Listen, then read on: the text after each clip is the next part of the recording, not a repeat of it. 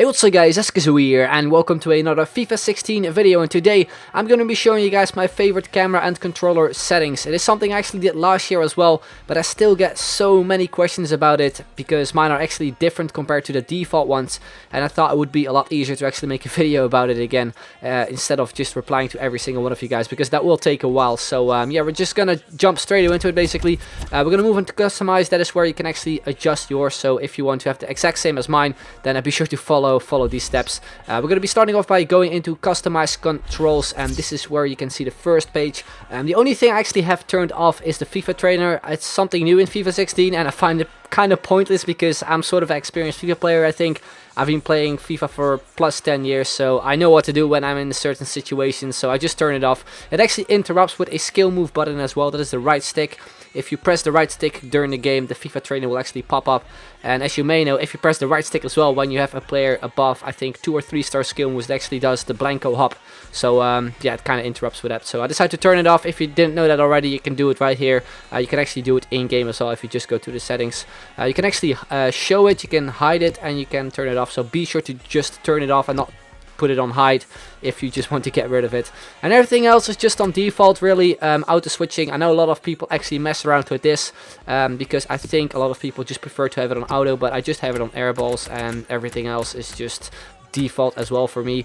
Then we move on to the actual controller settings. They are pretty much on classic. I know a lot of people play on the PES settings, which is on alternate, which is this one, but I just prefer to play on classic since that is just how I've been playing pretty much for every single year I've been playing FIFA really. And the defense is also basically the same. Then we actually have my camera setting, which is something I have actually changed a lot compared to the default ones. You can see it right there. I actually do play on telly, which is something I actually have been doing since I think FIFA 10. It used to be default in that game, but then in I think FIFA 12 they decided to change it to telly broadcast, and I'm not really like a huge fan of it.